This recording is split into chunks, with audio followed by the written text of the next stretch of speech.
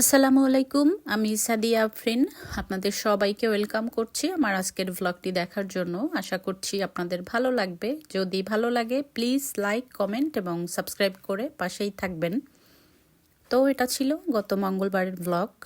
মঙ্গলবারে হঠাৎ করে আমাদের এখানে স্নো পড়া শুরু হয়েছে। সকালে ঘুম থেকে উঠে বাচ্চাদের স্কুলে দিব এই সময় দেখছিলাম খুব স্নো পড়ছিল, সাথে বৃষ্টিও ছিল। যেহেতু সাথে বৃষ্টি ছিল এই জন্য স্নোগুলো ওইভাবে জমেনি। তো অনেক দিন পর যেহেতু দেখেছি হঠাৎ করে, তো একটু ভিডিও করে নিলাম। আসলে অনেক দিন ঠান্ডা গরম এরকম একটা ওয়েদার চলছিল। হঠাৎ করে যখন স্নো শুরু হয়েছে এরপর থেকে আমি আজকে ভয়েস দিচ্ছি। এটা ছিল বুধবার। তো বুধবার অনেক ঠান্ডা ছিল, সকালে একেবারে বরফ হয়ে গিয়েছিল রাস্তার ঘাস, গাড়ি সব কিছু। তো এই তো এখন সামনের দিকে একটু ভিডিও করলাম। সামনের দিক থেকে একটু বেশি বোঝা যাচ্ছে, কারণ এখানে গাড়ির উপরে একেবারে পড়ে গাড়িটা ঢেকে যাচ্ছে আস্তে আস্তে। বৃষ্টি না হলে হয়তো আরও বেশি জমতো। আর এদিকে আমার বড় ছেলেকে নিয়ে আমার হাজব্যান্ড স্কুলে যাচ্ছিল। যেহেতু স্নো শুরু হয়েছে সাথে বৃষ্টি, এই ঠান্ডার মধ্যে তো আর বাসে যেতে চাচ্ছিল না। আর এরপর মেয়েকে দিয়ে আসবে আর আমি ছোট ছেলেকে নিয়ে হেঁটে হেঁটে চলে যাব। আসলে ভালো লাগে মাঝে মাঝে, আর মাঝে মাঝে ঠান্ডা, বরফ বা বৃষ্টি, কিন্তু সব সময় তো আসলে ভালো লাগে না। যারা এখানে কাজ করে, স্কুল কলেজে যায়, এদের জন্য তো একটু কষ্টই হয়ে যায়। সব সময় বৃষ্টি সবার জন্য সুখের হয় না। আর এভাবে যদি সারা দিন পড়তে থাকে এমনভাবে জমে যাবে যে গাড়ি চলাও সম্ভব হবে না। গত বছর তেমন একটা পড়েনি, এর আগের বছর ছিল একেবারে 3 দিন একটানা জমে ছিল, বাইরে নামাও কষ্ট হয়ে যাচ্ছিল। তো যাই হোক, আমি আর আমার ছোট ছেলে এরপর স্কুলের জন্য বের হয়েছি। আর বাইরের অবস্থা খুবই খারাপ ছিল, প্রচণ্ড ঠান্ডা। তো যতটা চিন্তা করেছিলাম তার চেয়েও বেশি ঠান্ডা ছিল। আমার ছোট ছেলে এবং আমি দুইজনে দুইটা ছাতা নিয়ে বের হয়েছি। ছোট ছেলের স্কুল যেহেতু কাছে, ওকে পায়ে হেঁটেই দিয়ে আসা যায়। আর আমার হাজব্যান্ড গিয়েছে ছেলেকে দিয়ে মেয়েকে দিয়ে আসার জন্য। আমার বড় ছেলে এবং মেয়ে দুইজন দুই হাই স্কুলে পড়ে, তো এই জন্য একটু সমস্যা হয়ে যাচ্ছে। আর এই তো রাস্তার মধ্যে গাড়িগুলো দেখছিলাম, সব গাড়িগুলোর উপরে বরফ জমে সুন্দর করে জমে আছে আর এখনও পড়ছে, সাথে বৃষ্টি। তো আমার ছোট ছেলে আবার এইসব জিনিস একটু ভয়ই পায়, একটু এড়িয়েই চলতে চেষ্টা করে। কারণ অনেক সময় দেখে টিভিতে যে দেখায় বন্যা হলে কি অবস্থা হয়, পানি উঠলে কি হয়। তো ওই জন্য একটু ভয় পায়। আর এদিকে আমরা স্কুলের সামনে চলে এসেছি। এখানে অনেক মানুষ যাচ্ছিল, সবাই বাচ্চারা খুব এনজয় করছিল। যেখানেই দেখছিল সেখানেই চেষ্টা করছিল একটু স্নো বল বানাতে, একটু টাচ করতে। তো যাই হোক, আমি ছেলেকে দিয়ে বাসার দিকে যাচ্ছি। আর এটা হচ্ছে একটা মন্দির, এখান থেকে তো আমি সবসময় ভিডিও করি। এখানে ফুলগুলো দেখে ভালো লাগছিল। আর এখানে আমাদের বাসার কাছাকাছি কেউ একটা এভাবে সোফা রেখে চলে গিয়েছে। আসলে আমাদের এখানে এমনই হয়, যখন নিজেদের কাজে যখন লাগে না, ব্যবহার করা যায় না, তখন এভাবে রাস্তার সামনে এভাবে ফেলে রাখে। যদি কারো ভালো লাগে নিয়ে যায়, অথবা এখানের যে গাড়ি থাকে কাউন্সিল থেকে সে ওরকম নিয়ে যায়। আসলে এটা নিয়ম না, নিয়ম হচ্ছে যারটা সেই গাড়ি ডেকে কিছু টাকা দিয়ে কোথাও আর কি রাখার যে এখানে সিস্টেম আছে ওইখানে রেখে আসে। তো যাই হোক, আমি যাচ্ছি ঘরের দিকে। আর ঠান্ডা, চিন্তা করছিলাম যে কি করব বাসায় গিয়ে। তো আমি রাতের বেলা শাওরমা বানিয়েছিলাম বাচ্চাদের জন্য। আমার একটু আটা ছিল, আটাটা দিয়ে একটু হাতে বেলে রুটি খেতে ইচ্ছা করছিল। প্রতিদিন তো দেখা যায় ফ্রোজেন যে পরোটাটা খাই, তো আমি রাতে সবজি বানিয়েছিলাম। সাথে আমি একটু শক্ত শক্ত করে যে রুটিটা বানাই আটা দিয়ে, সিদ্ধ না করে আটাটা পানিতে গুলিয়ে, ওই রুটিটা আমার খেতে খুব ভালো লাগে। একটু শক্ত শক্ত লাগে খেতে আর বেশ ভালোই লাগে। তো আমি এই রুটিটা বানিয়েছিলাম। এইদিকে আমি ডিম পোচ করে নিয়েছি আর চাটা ঠান্ডা হয়ে গিয়েছে, কি যেন করছিলাম এই ফাঁকে।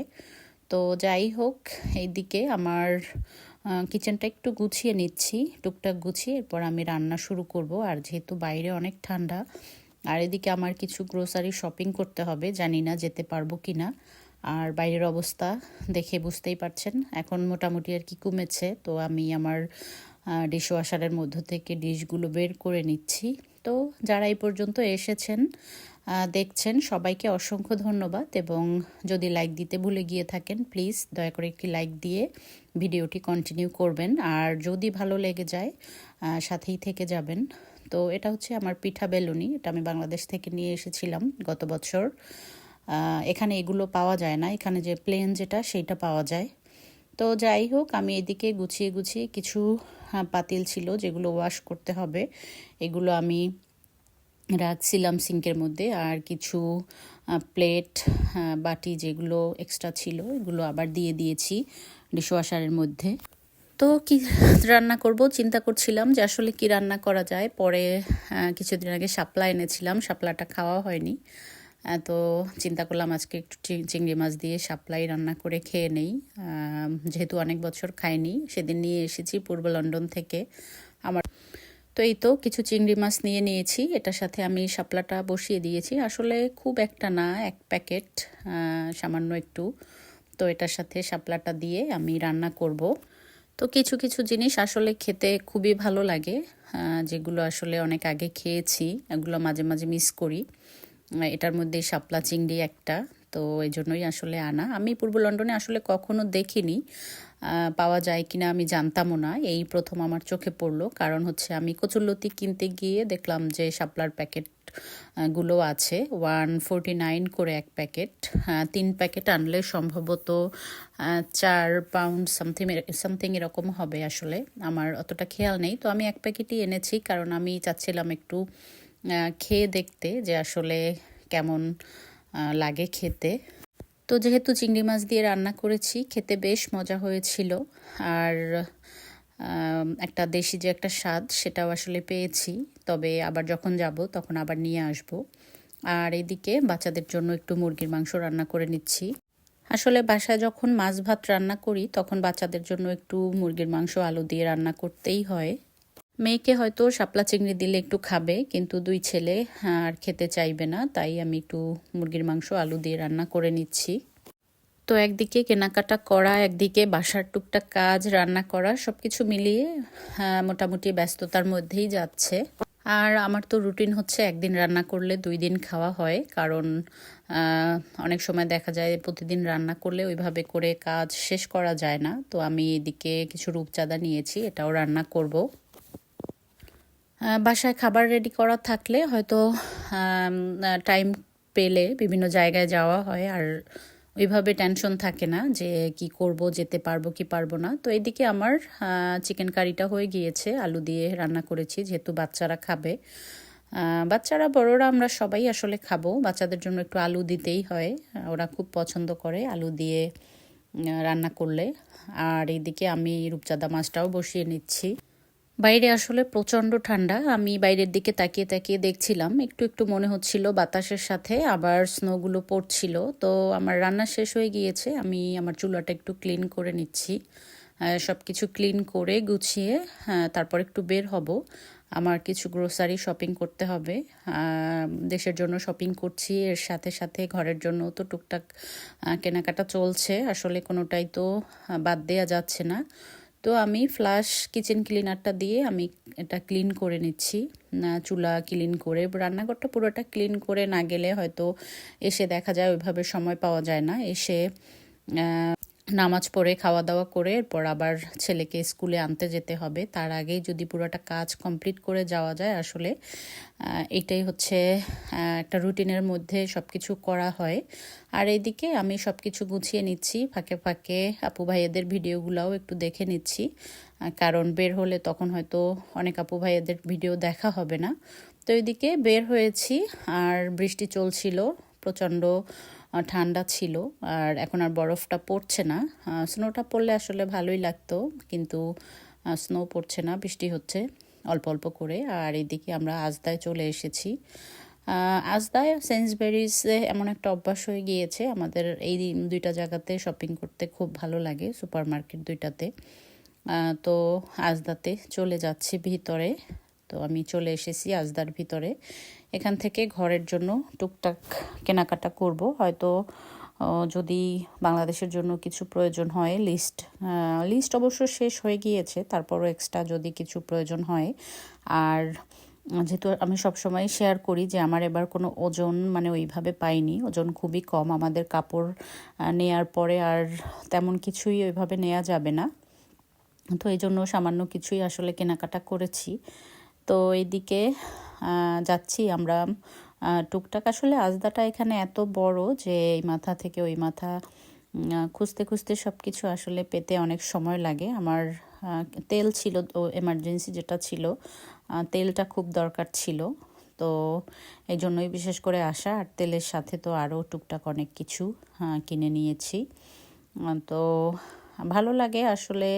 আমি এবং আমার হাজব্যান্ড দুইজনে মিলেই সব সময় শপিং করি। আর একটা দুধ নিয়ে নিচ্ছি, নিডো দুধ। এটা নিয়ে যাব বাংলাদেশে চা খাওয়ার জন্য।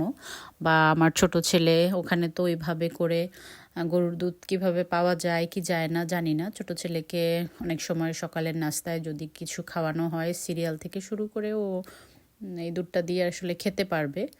তো যাই হোক, কিছু কফি নিতে হবে। আর এখানে বিভিন্ন টাইপের কফি ছিল, মনে হচ্ছিল কফির ঘ্রাণটা আমার কাছে খুব ভালো লাগে। আপনাদের কার কাছে কেমন লাগে জানি না, আমি খুবই পছন্দ করি কফির ঘ্রাণটা। কফিটা বানালে দূর থেকে যে একটা ঘ্রাণ আসে ওইটাই ভালো লাগে। যখন বাইরে কোথাও যাই, বিভিন্ন কফি শপের যে কফির ঘ্রাণটা, ওইটাই খুব ভালো লাগে। তো কিছু কফিও নিয়ে নিচ্ছি দেশে যাওয়ার জন্য। তো দেশে গেলে হয়তো মাঝে মাঝে খেতে ইচ্ছা করবে, অথবা মেহমান আসলে চাই বেশি খাওয়া হয়, কিন্তু কফিটা হচ্ছে মাঝে মাঝে একটু খেতে ইচ্ছা করে এই আর কি। তো যাই হোক, এই তো আমরা কেনাকাটা শেষ করে গাড়ির কাছাকাছি চলে এসেছি। আমার হাজব্যান্ড ব্যাগগুলো গাড়ির মধ্যে রাখছে, আর আমরা এখন বাসার দিকে যাব। তো আমি ট্রলিটা রেখে আসছি। আসলে ট্রলিটা মানুষ অনেক সময় গাড়ির কাছে এভাবে ফেলে রেখে যায়, কিন্তু এমন সিস্টেম একটা করে দিয়েছে যে একটা পয়সা ঢুকিয়ে ট্রলিটা নিতে হয়। এই জন্য সবাই নিজেদের পয়সার মায়ায় আর কি ট্রলিটা এভাবে সুন্দর করে ঢুকিয়ে এখানে এই চাবিটা দিলেই আসলে পয়সাটা বের হয়ে আসে। তখন কাজটাও হয়ে গেল, পয়সাটাও নিয়ে নিল এবং ট্রলিটাও সুন্দর করে রাখা হয়ে গেল। যারা অনেক সময় পয়সা ছাড়া ট্রলি নেয়, আমি সবসময় খেয়াল করেছি ট্রলিটা যেখানে সেখানে আসলে বাইরে ফেলে রেখে যায়, মানে তো যাই হোক, এই তো আমি বাজার করে এখন ঘরের দিকে যাব। আপনাদের কাছ থেকে এই ফাঁকে বিদায় নিয়ে নেই। ভালো থাকবেন সবাই।